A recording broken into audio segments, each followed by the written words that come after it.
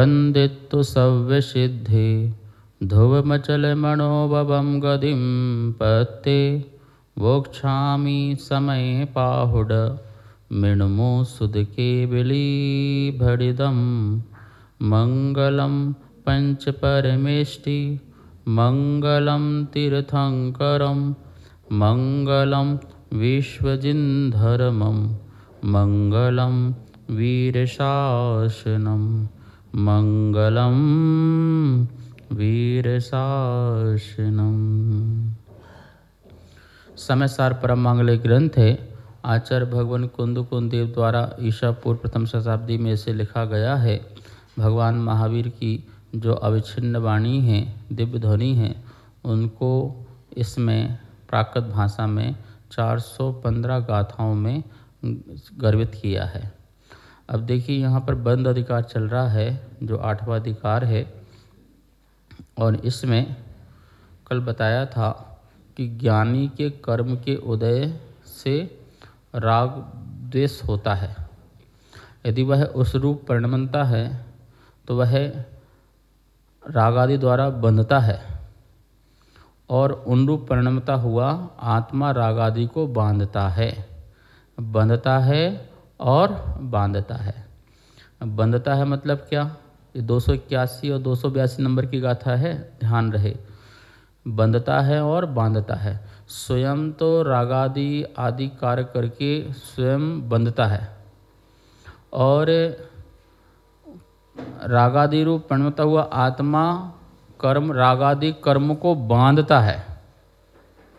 रागादि को बांधना और रागादि से बंधना दो चीज़ हो गई। अपन स्वयं कारण बने तो बंधना होता है, और उसके निमित्त से कर्म आदि के बनते हैं तो वो बांधना होता है।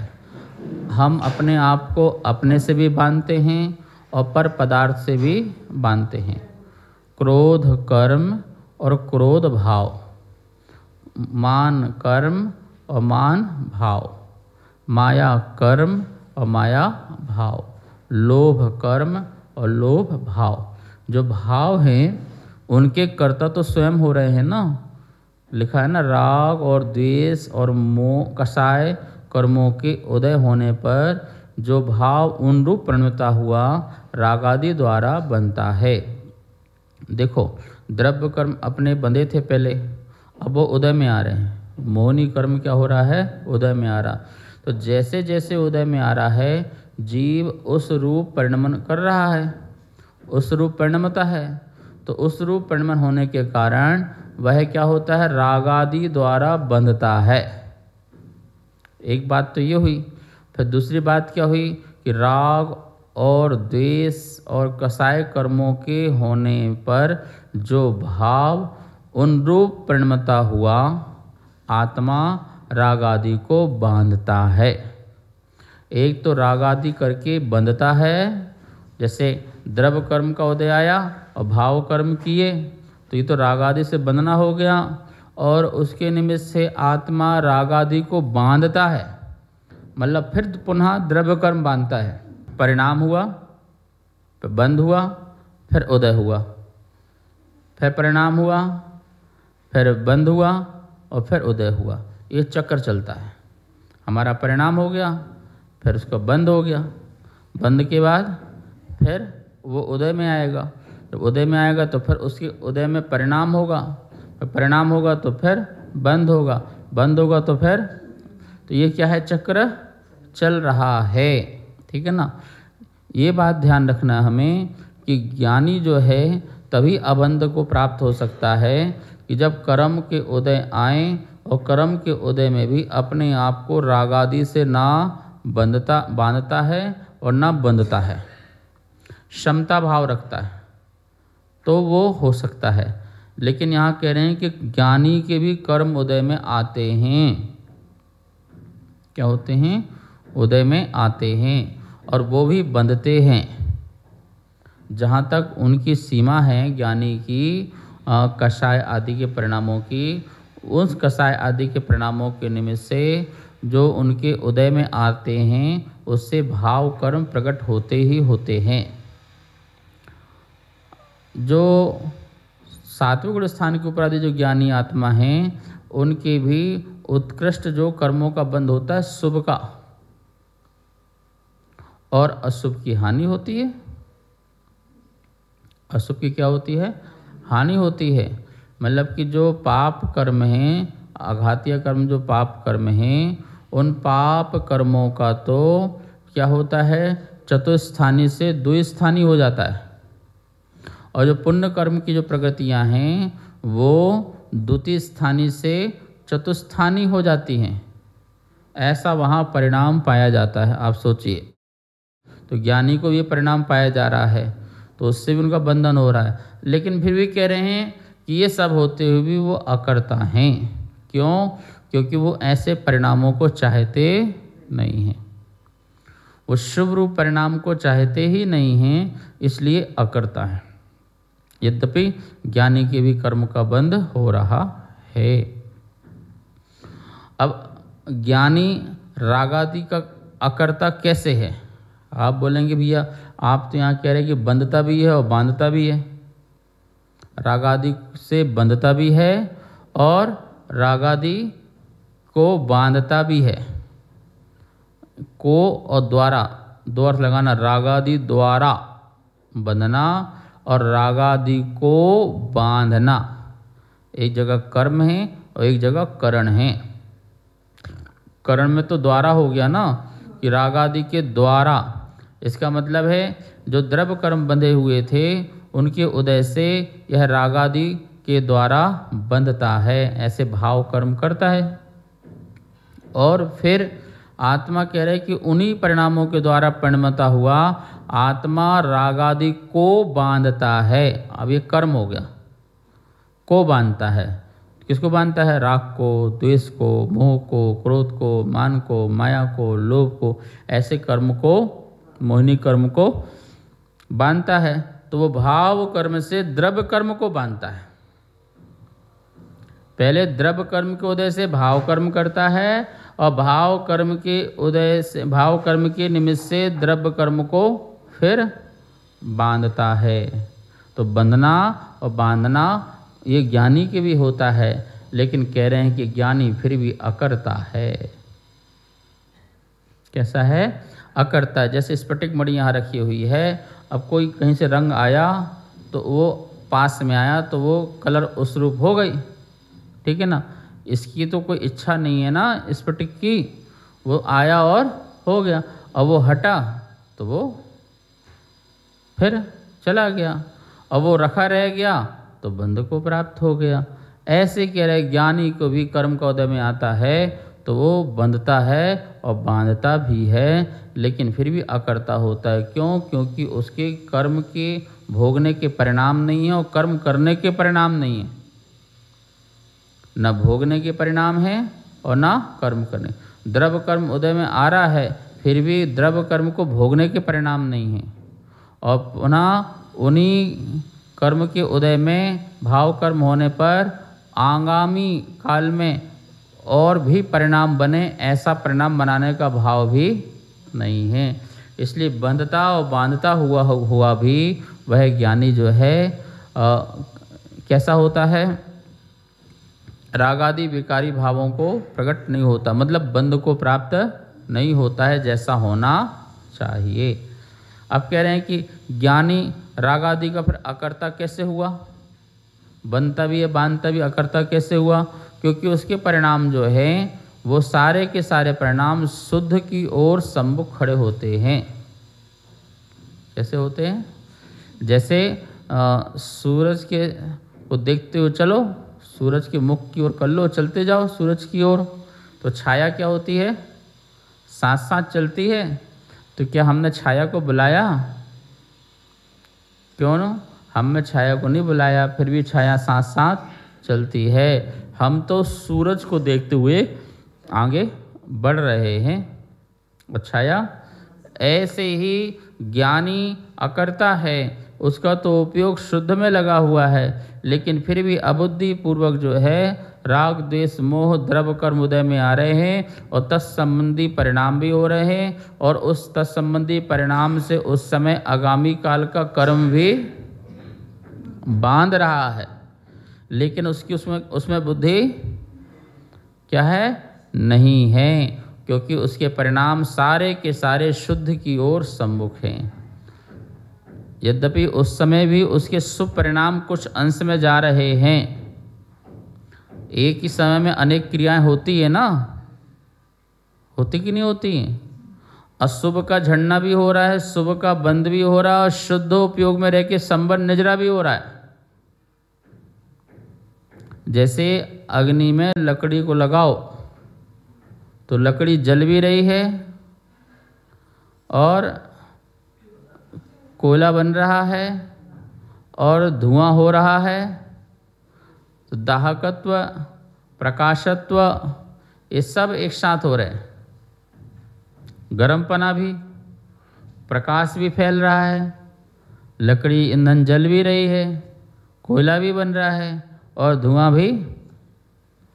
जैसे दीपक जलाओ तो जब दीपक जलता है, दीपक में बाती जलती है तो तेल भी पी रहा है, बाती भी जल रही है, धुआं भी हो रहा है और प्रकाश भी चारों तरफ फैल रहा है।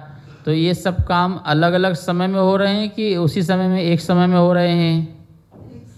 ये सारे काम एक समय में हो रहे हैं। ऐसे ज्ञानी के शुद्ध उपयोग परिणाम हैं, तो उस समय के परिणाम से कुछ अंश में अशुभ भी है और बहुत सारे अंश में शुभ भी है, पर उससे ज़्यादा शुद्ध रूप परिणाम है। तो क्या हो रहा है, देखो, अशुभ का भी शुभ का भी जो है बंद हो रहा है, लेकिन अधिक जहाँ बंद हो रहा है शुभ का, ठीक है ना, क्योंकि अशुभ का उपयोग में नहीं आ रहा, लेकिन ऐसा उपयोग पकड़ नहीं पा रहे हैं। एक समय दो समय का सा उपयोग होता है जिसको पकड़ नहीं पाते हैं। बहुत स्थूल समयों के जब संचय होता है तभी हम जो हैं अपने आप को जान पाते हैं, ठीक है ना। क्या कर पाते हैं, जैसे यहाँ पर एक कोई जीव वायु का एक हो, मात्र एक हो, और हमारे शरीर में से आके टकराए तो हमें पता नहीं चलेगा। असंख्यात वायु का एक जीव आकर के जब हमारे शरीर से टकराते हैं तब हमको लगता है कि कुछ हवा है। क्या हुई, हमें एहसास होगा हवा है, और जब उससे भी असंख्यात आगे टकराएंगे तो हमें लगेगा तेज हवा है, ठीक है ना। तो कितने वायु का एक जीव, तो इसलिए बोलते हैं क्यों भैया पंखा में चलाओ, एसी में चलाओ, क्यों बोलते हैं, कितने जीव आकर के टकराएंगे हमसे तब हमें पता चलेगा कि हाँ हवा लग रही है हमको। तो उतने जीव वायु कायु का क्या होता है, मरण होता है, इसलिए बोलते इसको मत चलाओ, ठीक है। ऐसे ही बहुत सारे समयों के संयोजन में जब हम स्थूल रूप से सोचते हैं तो हमें वो समझ में आता है या उपयोग में आता है, लेकिन एक समय के परिणाम हमें पकड़ में नहीं आते हैं। एक समय दो समय के परिणाम क्या पकड़ में आए, पकड़ में ही नहीं आते। तो बोले हम शुद्ध उपयोग तो लगे हैं, लेकिन एक समय दो समय के ऐसे परिणाम भी हैं जिन परिणामों में हम असाता भी बांध रहे हैं और शाता भी बांध रहे हैं, दोनों का आश्रय बंद कर रहे हैं, लेकिन वो अबुद्धिपूर्वक हो रहा, बुद्धिपूर्वक। अभी अपन कोई पाप कर रहे हैं क्या, नहीं कर रहे हैं ना, अभी सुन रहे हैं, और मैं सुना रहा हूँ, आप सुन रहे हैं, सारा उपयोग लगा हुआ है, लेकिन इसके बीच में भी उपयोग कब कहाँ चला गया उसको तुम पकड़ हम नहीं पा रहे हैं। कहाँ चला गया पकड़ में नहीं आ रहा है, और हमें लग रहा है हम तो माला कर रहे हैं, हम तो जाप ही कर रहे थे, हम तो स्वाध्याय कर रहे थे, हम तो कुछ नहीं, हम तो आपको क्यों देख रहे थे, हम तो कहीं देख ही नहीं रहे थे। भैया उसके समय में भी कहाँ चला गया वो हम पकड़ नहीं पाए, तो उसमें भी क्या होता है, बंध। क्योंकि जो हम पकड़ नहीं पाए उतनी तो हमारी अशुद्धि है ना,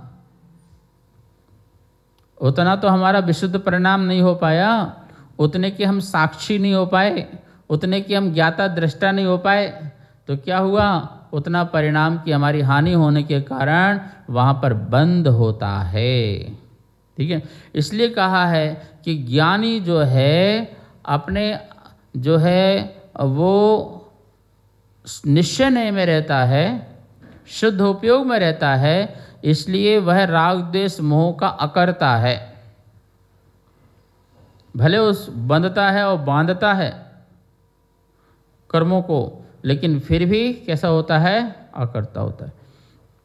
और इसी बात का खुलासा करने के लिए 283 और 284 नंबर की गाथा है, उसका अपन उच्चारण करके अर्थ समझते हैं। अपडिकमणम दुव्यम अपचक्षाणम तहेव विण्यम एदेणुवदेशेण या अकारगो वर्णिदो चेदा। अपडिकमणम दुव्यम दब्बे भावे अपचक्षाणम पी एदेणु वदेशेण या अकारगो वर्णिदो चेदा। अपडिकमणम दुव्यम अपचक्षाणम तहेव विण्यम एदेणुवदेशेण या अकारगो वर्णिदो चेदा।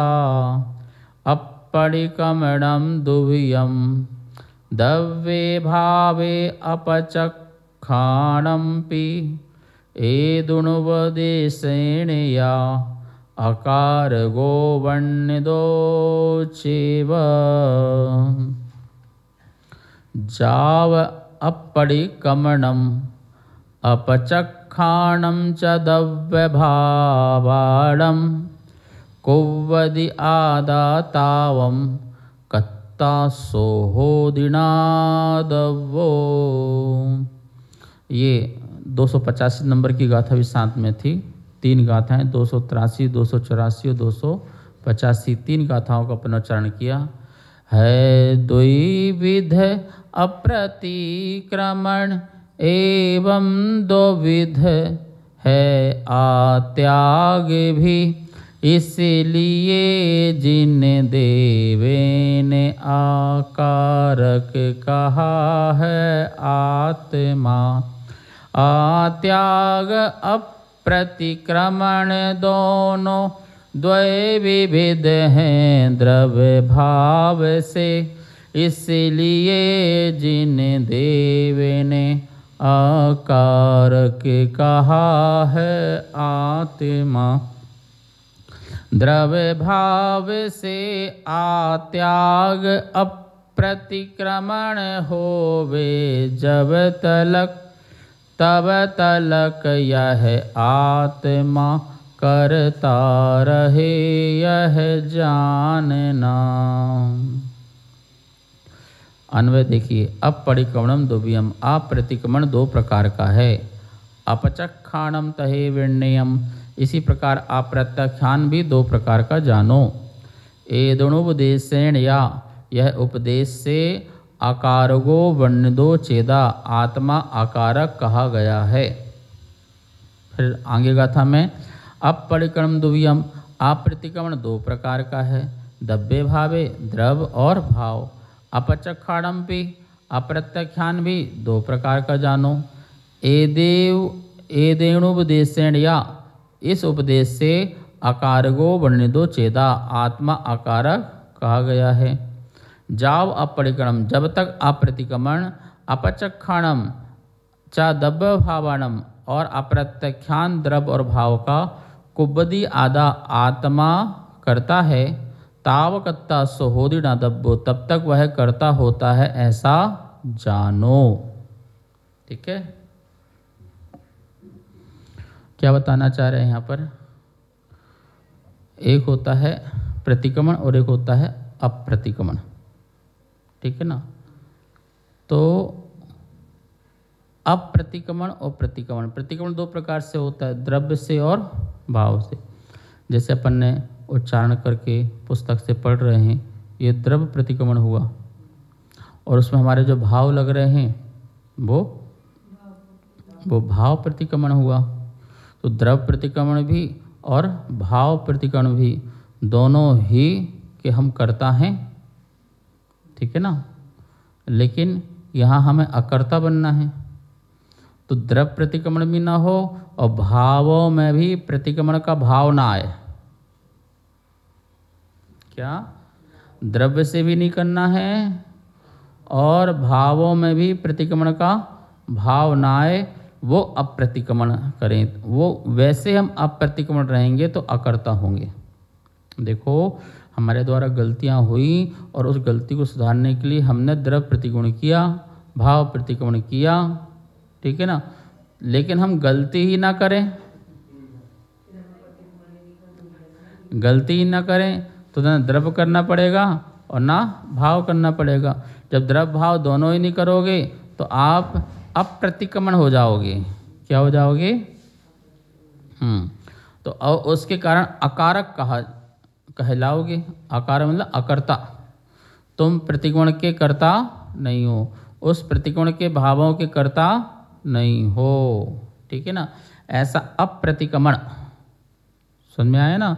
ऐसे ही प्रत्याख्यान, आपकी कुछ में आसक्ति है, आपने उसका प्रत्याख्यान किया, द्रव्य से भी प्रत्याख्यान किया और भावों से भी। जैसे आहार करके आए, मैंने आहार का प्रत्याख्यान किया तो आहार द्रव्य हो गया, उसका प्रत्याख्यान हो गया, और भाव से उसके प्रति जो आसक्ति थी उसको त्याग किया तो ये भाव प्रत्याख्यान हो गया। प्रत्याख्यान मतलब छोड़ना, त्याग करना, ठीक है ना। तो ये द्रव्य से भी हो गया और ये भाव से भी हो गया। अब मैं कुछ ऐसा कार्य ही नहीं कर रहा हूँ कि मुझे प्रत्याख्यान करना पड़े द्रव्य से भी और भाव से, वो मेरा हो जाएगा अप्रत्याख्यान। क्या हो जाएगा? जैसे अप्रतिक्रमण, मैं कोई गलती नहीं कर रहा हूँ तो मुझे प्रतिक्रमण भी नहीं करना है, मैं शुद्ध उपयोग में हूँ। अवश्य मेरी क्या गलती? शुद्ध उपयोग की दशा में मुझसे कौन सा आरंभ सारंभ हो रहा है, ठीक है, कौन सा मेरा हलन चलन हो रहा है और कौन से मेरा मन जो है विषयों में जा रहा है, नहीं जा रहा ना, तो मेरा तो प्रतिक्रमण की कार्य नहीं रह गया। तो उस समय मैं अप्रतिक्रमण हूँ, इसलिए मैं अकर्ता हूँ। और जिस समय मैं प्रतिक्रमण करता हूँ उसका मैं कर्ता होता हूँ, करने वाला होता हूँ। ऐसे ही शुद्धोपयोग दशा में मैं अप्रत्याख्यान हूँ कि प्रत्याख्यान हूँ? तो बोले शुद्धोपयोग की दशा में मैं अप्रत्याख्यान हूँ, क्योंकि वहाँ पर अब मुझे कोई प्रत्याख्यान करना नहीं है, क्योंकि प्रत्याख्यान तो मैंने बुद्धिपूर्वक द्रव्य से किया था और भाव से किया था, दोनों से हो गया था। लेकिन वो ज्ञानी की जो दशा है, आत्मज्ञानी की जो दशा है, उस दशा में उनको अब कोई प्रत्याख्यान क्यों? शुद्धोपयोग में सोचेंगे मेरा आहार का त्याग, मेरा चटाई का त्याग, मेरा अब सुबह तक का इन सब का त्याग, उसका त्याग, ऐसा सोचेंगे क्या? विचारेंगे क्या? विचारेंगे तो वो फिर तो प्रत्याख्यान में आ जाएंगे, फिर तो द्रव्य प्रत्याख्यान और भाव प्रत्याख्यान में आ जाएंगे। फिर उनका कर्ता बनना पड़ेगा, उनको क्या बनना पड़ेगा? कर्ता बनना पड़ेगा। लेकिन मैं अकर्ता बनूं, लेकिन है द्वैविध अप्रतिक्रमण पर द्वैविध है आत्याग भी, इसलिए जिन देव ने आकारक कहा है आत्मा। क्या कहा है? आकारक कहा है कि भाई मैं आकारक हूँ, अर्थात अकर्ता हूँ, ठीक है। और ये जो बात आगे लिखी है, जब तक अप्रतिक्रमण और अप्रत्याख्यान द्रव्य और भाव का आत्मा करता है तब तक वह कर्ता होता है, ऐसा जानो। क्या कह रहे? यदि आप उसके कर्ता हो, किसके? अप्रतिक्रमण के और अप्रत्याख्यान के क्या हो? जिस समय तुम उसके आत्मा, उसका क्या है? द्रव्य का और भाव का आत्मा करता है, तब तक वो क्या है? करता है। और जब वो नहीं करता है तो क्या है? अकर्ता है। कुछ बात समझ में आ रही नहीं आ रही आपको? क्या कहना चाह रहे? कि जब मैं अप्रतिक्रमण जो है, जो मुझे प्रतिक्रमण नहीं करना है, लेकिन उसके लिए मैं चेष्टा कर रहा हूँ कि मुझे द्रव्य से भाव से नहीं करना है, ऐसा चेष्टा कर रहा हूँ। आप ये समझ लीजिए जैसे कि मैं सामायिक की इच्छा करता हूँ तो तब तक तो सामायिक का करता हुआ ना मैं। जब तक मैं ध्यान की इच्छा करता हूँ तो मैं ध्यान का क्या हुआ, करता हुआ ना।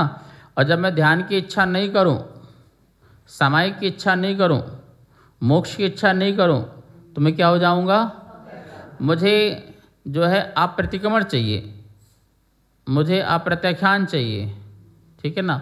तो जब तक मैं वो उस अप्रतिक्रमण और अप्रत्याख्यान को सोचूंगा ये द्रव्य भाव से करना है तो उस समय मैं करता होऊंगा ना।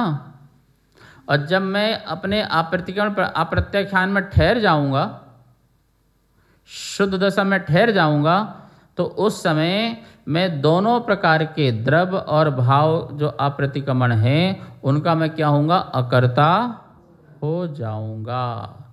और देखो भैया उसी अकर्ता में ही संबर और निर्जरा है। क्या है, असली संबर और असली निर्जरा जो है उसी समय है। बाकी समय तो आपको निर्जरा तो समझ लो कि कर्मों के शक्त्यांश घटने वाली निर्जरा है, लेकिन सामूल प्रगतियों का नष्ट वाली जो निर्जरा है, सच बात तो यही है, वह हमारे शुद्धोपयोग की दशा से ही जो है प्रारंभ है। यद्यपि शुभ परिणामों से भी जो है छाय जो मिथ्यात्व नामक प्रगति नष्ट होती है। मिथ्यात्व की छायक सम्यक दृष्टि है ना। कितने विशुद्ध परिणाम जब भगवान को साक्षात देखता है, तीर्थंकर के पादमूल, केवली के पादमूल, सुत केवली के पादमूल जाता है, इतनी विशुद्धि बढ़ती है। उस विशुद्ध परिणामों से, उस शुभ परिणामों से भी क्या होता है, उसकी मिथ्यात्व नामक कर्म प्रगति नष्ट होती है। लेकिन समूल कर्म की प्रगति नष्ट करने की बात चल रही है, उत्तर भेदों की बात नहीं चल रही है। समस्त कर्मों जो जैसे ज्ञानावरणी दृष्टि मोहनी समस्त कर्म नष्ट करना है तो उसके लिए तो शुद्धोपयोग ही सहारा है। और उसी शुद्धोपयोग में ही जो है समस्त कर्म प्रगतियां निर्जरा को प्राप्त होंगी, क्योंकि आने का दरवाजा बंद संबर, और अब तो सिर्फ क्या होना है, अभाव ही अभाव होना है। इस प्रकार से यहाँ पर जो है आज बंध अधिकार जो है समापन होता है। और यहाँ पर आचार्य भगवान ने कुल मिलाकर के यही सिखाया है कि भाई हमें पर पदार्थ के पर भावों के कर्ता नहीं बनना है। 100 भाव और 100 द्रव्य में स्थिर होकर के अकर्ता भाव से रह कर के हमें अबंध को होना है, अर्थात बंद नहीं करना है। क्योंकि बंद जब तक होगा तो हम मोक्ष को प्राप्त नहीं हो पाएंगे। और देखो समय सार में बंद के बाद सीधे मोक्ष बता दिया, ठीक है। तो जब तक बंद तब तो संसार है, बंद का अभाव तुरंत मोक्ष है। इसलिए जोड़े बना दिए, पुण्य पाप, जीव अजीव, संबर निर्जरा, बंध मोक्ष, ऐसे जोड़े बना करके बात समय सार में कही है। कल से अपन मोक्ष अधिकार प्रारंभ करेंगे और उसको सुनेंगे। आज इतना ही। जा वाणी के ज्ञान से सूझे लोकालो, शो वाणी मस्तक धरूं सदा दे तो धो। हे जनवाणी भारती तो हे जपो दिन रेन, जो तेरी शरणा धरे सो पावे सुख चैन। सबको बहुत बहुत मंगल आशीर्वाद।